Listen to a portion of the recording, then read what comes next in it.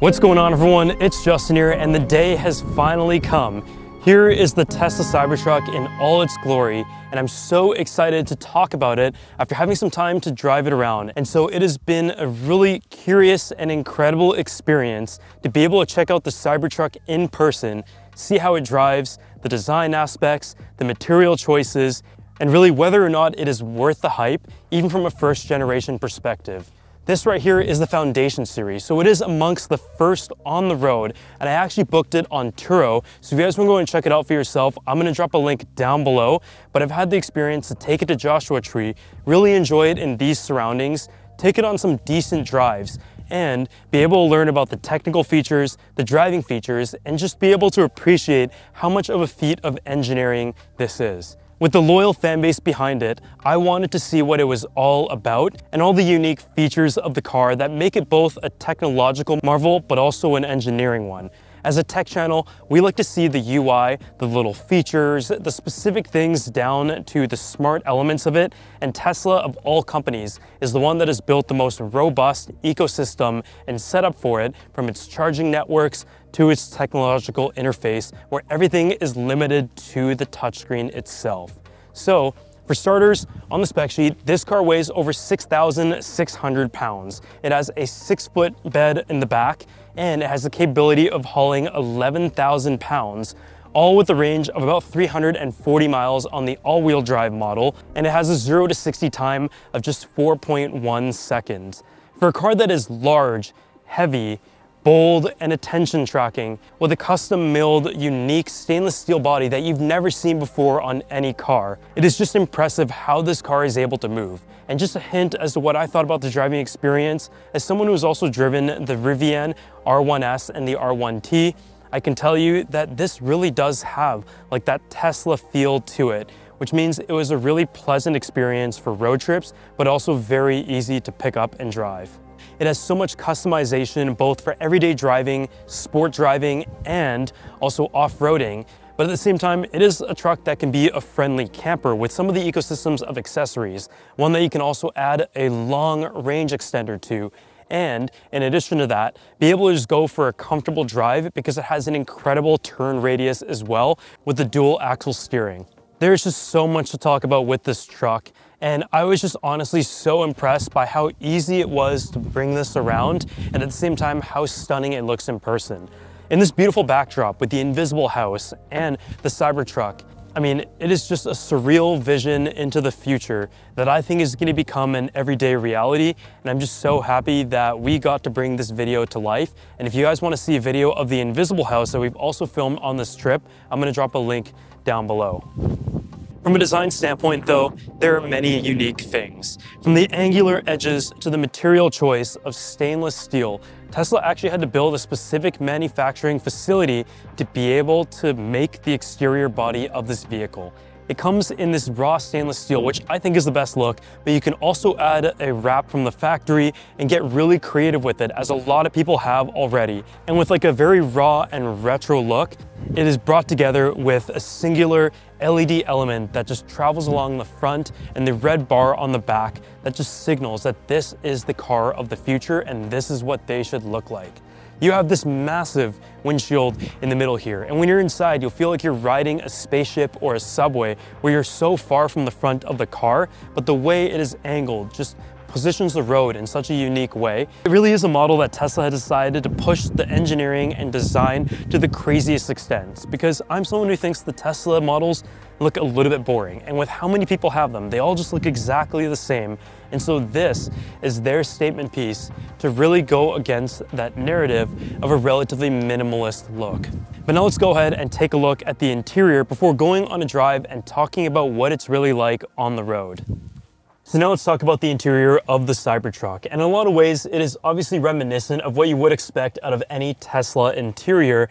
And even with my limited experience with Tesla vehicles, I can say that I really enjoy the overall interface, which I'm going to talk a little bit about as well. But I just found that after a couple days of driving, you're able to get used to where everything is, even though at first it might feel very plain. but knowing that everything is on the 18.5-inch screen in the middle with the Tesla interface, the built-in navigation, speedometer, the rear view camera as well, you can then kind of figure it out from there and get used to it, just like switching over to a new smartphone or computer interface.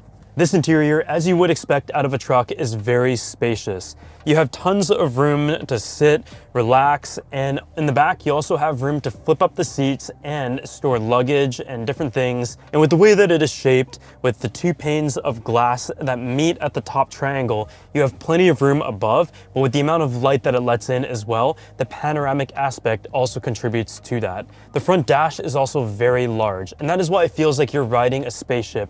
And in terms of visibility, I would say that it takes some getting used to as well. This car definitely has some blind spots, and that is something that takes a bit of time, but the frontal view really does draw all of your attention down the middle. As for the quality of the fixtures, this right here is a Foundation series, so there is no options at all. The car came as is, and it features the white interior accent that complements the black elements of the main color of the car interior. The leather seats have a good amount of bolster to them. They do feel like truck seats where they're large, they cozy you in, but I do think they look really good, and honestly from a comfort standpoint, even though they might seem a bit stiff at first, I found that after driving it for a couple hours at a time, they were actually really comfortable, well ventilated, and what I also will say is that the speakers are amongst the best that I've heard on any car. It is a 15 speaker system, tons of power, good bass, good surround elements, and honestly, I was really impressed of the speaker specifically, and I had already heard some great things about it at first. Some other things that you also find is the wireless charging. You have a wireless charging pad on both sides. You also have an open bottom here to be able to store some additional things. You can fit like a backpack and stuff, and it's much reminiscent of the Rivian where they keep the front very open all the way across. These octagonal cup holders are also a nice touch, but I just love the way that everything has been integrated within, and it has a lot of tech while also remaining very minimal, and that is just what I expected out of Tesla. From a comfort standpoint, I really don't have any complaints, aside from the fact that with the number of blind spots in the vehicle, the white interior accent can often reflect onto the glass just because it is a very straight vehicle. And I have heard of similar complaints on the original G-Wagons, for example, and they have just announced an option for a gray accent, which I would say is the one that I would go with if I was to go ahead and purchase this truck. But otherwise, this screen is incredible. It has plenty of space, great colors, good amount of brightness, and the interface is one that you can really get familiar with. You control stuff such as your multimedia. You have a 3D car model right here that you're able to control certain things such as the tonneau, as well as opening the tailgate, the frunk, which has about a 6x4 space. And you can also adjust all of the car controls, obviously when it comes to the controls, dynamics, towing, charging, autopilot, all of that right here. And the speedometer is just displayed over on the left side. So I think from the interior element, Tesla has done a really good job here, and as someone who didn't really come from the Tesla ecosystem, I would say that if this is your first Tesla, after about a week or so, you'll really know where every single thing is. So before we talk more about the Tesla Cybertruck and its great features, I want to give a huge thanks to the sponsor of this video, and it's the Tayson 65-watt universal travel adapter. So I'm someone who travels hundreds of flights a year. I'm sure you guys have seen that on Instagram and on YouTube. And of course, when it comes to tech essentials and what goes in my tech bag, the most important thing is how do you keep all the products charged? And whenever we go to different countries, a lot of times on the same trip, having all of the appropriate adapters is a must. And so this one right here is a 65-watt adapter from Tayson. And you have your plug on the front here, but you also have all of your USB ports on the bottom, including an A1, A2, C1, and C2 to be able to give you the maximum charge power while also ensuring that it is compatible with over 200 countries and regions. With the little prongs right here on the side, you can adapt between Asia, Europe, and the UK, as well as North America, for example, and you just go ahead and push it right here. And there you have your prongs. So that right here is the North America plug. And as you retract that, You then have your UK plug, and on the bottom you have your European plug. And it overall provides a very fast and efficient charging speed without worrying about damaging your devices or overheating it. If you guys want to go ahead and check out the Tayson 65-watt universal travel adapter for yourself, I'm going to drop a link down below. So now it's time to drive around in the Cybertruck, and I can tell you right off the bat, as someone who didn't really come from a Tesla as a daily driver, this is absolutely a vehicle that I can see a lot of first-time truck buyers really enjoying and actually wanting to use it for a daily commute. It is so incredibly smooth and easy, and I would say right off the bat, the two things that you're going to have to get used to are the blind spots and the dual axle steering. It has a really good turn radius considering it is a full-fledged pickup truck, and with the amount that it is able to tow, the amount of speed that the Cybertruck has, let alone the Cyber Beast model that was announced, I mean, it is really one that you can either go for your daily commute in and it feels like you're driving a regular sized vehicle, or take it to the extreme, go camping, go on a crazy adventure, and this will really be able to handle it all. During this trip, we did some road trips that were about an hour at a time, but quite a few hundreds of miles later, I can say that this is definitely something that I personally really enjoy and definitely plan to get in the future once it becomes more readily available. With the number of modes that you have, you can really pick the option that works the best for you depending on the day and the setting, from the standard mode to the chill mode to sport and also off-roading. And I just find that for the most part, I was driving it in the chill mode for daily commute and the acceleration was just perfect.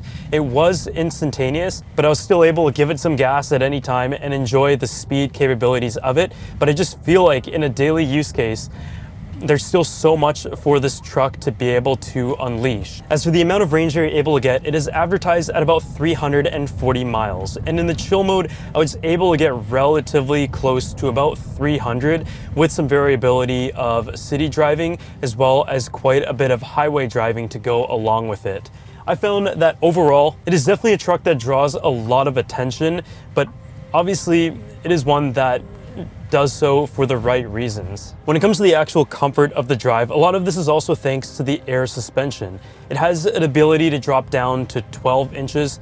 That just really speaks to the versatility of the vehicle, because depending on the mode that you're in and the different clearance modes that you're able to select in the vehicle, you can then decide what works best for you. It is just such a fun truck to drive, and that is what I would sum up the experience of how a lot of people are going to be purchasing this vehicle just because they're a big Tesla fan, just to enjoy the vehicle, while others will actually use it as a work machine or a utility in which it is able to handle that. The 6x4 cargo space is obviously plenty, and the ability to use it as a daily hauler, as well as adding the range extender that gives it a lot more mileage, or if you decide to go ahead and purchase a tent, just enters a new category entirely for Tesla in the commercial aspects with the introduction of their commercial shipping trucks as well. I know there's so much more to talk about when it comes to the Cybertruck, and owners out there have talked a lot more about it, but this is just like an initial experience as someone who is just a fan of tech and electric cars, as to what it is really like to finally get on the road with this vehicle and whether or not it lives up to the hype. And I would say, even though there's a lot of different design quirks with it that are a little bit odd, Tesla still came out, launched this vehicle, and for those who have received it, it seems like the ecosystem is really happy about it, and I think it's a good step forward not only for the world of electric cars and technology, but for the automotive industry entirely to continue to push to innovate. When it comes to the supercharger infrastructure, obviously this is able to take advantage of the Tesla superchargers. And where we were, it was able to charge really quickly due to the access of the 250 kilowatt chargers. And within about a 30-minute charge, I was able to get from about 18% to 80%. And within about an hour or so, you can then charge it to the full 100% if you need to. So now that I'm back from having a Cybertruck for a few days in Joshua Tree, I figured I would wrap up my experience and summarize what I think about it, because there was a lot going on. I was driving it for many hours on end while trying to film it, and also filming the Invisible House, and it was a really fun trip with a car that is probably the most hyped to my recent memory. And I've been someone who is really interested by the Cybertruck since it was first announced, and I've actually had this RC car of the Cybertruck for many years now. And fundamentally speaking, the truck came out exactly as the initial renders and the initial prototypes, and that is always nice. It was something that people weren't exactly sure if it would actually be able to be pulled off, but if there's anybody who was going to make that bold move, it was Tesla and Elon Musk. And when we saw the truck for the first time, it was a very surreal experience. From the lines to the very large stature of it, as well as little elements such as the trunk cover, to the way the interior was designed with the minimalism and the steering wheel. It was really something that you had to experience in person to be able to answer a lot of the questions that you might have, as well as ones that the general consumer might have. And I could say from the driving experience, as I mentioned, it was as expected. Really easy to drive. The steering radius was great due to the drive-by-wire tech and also the fact that it has dual axle steering. And that was something that took a bit of getting used to, but similar to some of the initial videos, the blind spots. There are definitely a lot of blind spots, and it also didn't help that the one that I booked was on Turo had tinted windows, so getting used to that was also something. Looking around and being able to have the best visibility possible is something that you will get used to over time, but with that, there are so many cameras on the Cybertruck, and that also assists just from a visibility standpoint. When it comes to the design elements, there's also quite a bit of compromise to be able to achieve that crazy look. You have the metal that goes along the front, the sides, and the doors, which has questions of minor durability things. This truck in particular had PPF on it already, and I would say that the material itself is extremely durable. I would trust it to be durable, and that is pretty obvious. But in terms of like micro scratches and fingerprints and smudges and dust and all that kind of stuff, I would say if I did have a Cybertruck, I would go ahead and wrap it to like a solid color, even though the raw material looks incredible, and I feel like you have to kind of experience that when you initially get it. I did also notice with this particular Cybertruck though, being the Foundation series and one of the first off the production line, there were definitely quite a few imperfections. Just like the gap inconsistencies on the front, where the corners met. Those are things that are going to hopefully be hashed out over time, but the build quality concerns are definitely valid. And for some, you're just really happy to get access to purchasing a Cybertruck. And for others, you might feel like for the price that you paid on the vehicle, it still feels like it is a prototype build. Other than that though, very good experience. I didn't really run into any glitches when I was driving it. The software was relatively well refined, and you can control everything from the app. The Tesla app is great, and as someone who hasn't owned a Tesla before, I found that the app was very enjoyable, but the UI is one that takes a few days of getting used to. Tesla has full control over the UI and everything is just built into that ecosystem, but I would also argue that the ecosystem is just as important as the craziness and the intrigue of the Cybertruck. But you just feel like you're part of like a community or like a fan club, similar as you would in the tech industry to like the Apple or Android side of things. It is just a very fun company and experience, and I would say at the end of the day, the Cybertruck definitely met all of my expectations when it came to the driving experience, the tech, the build, but the concerns that everyone seemed to have of the Cybertruck were just as valid as all of the good things about the Cybertruck. Would I get one? I would say I'm someone who would wait a little bit. Aside from having the very initial batch of it that I would love to have, I feel like at this point I would just wait until there are some refinements made to the experience, just so you're getting what you actually pay for when it comes to the build quality and the little things that usually take a few years to address.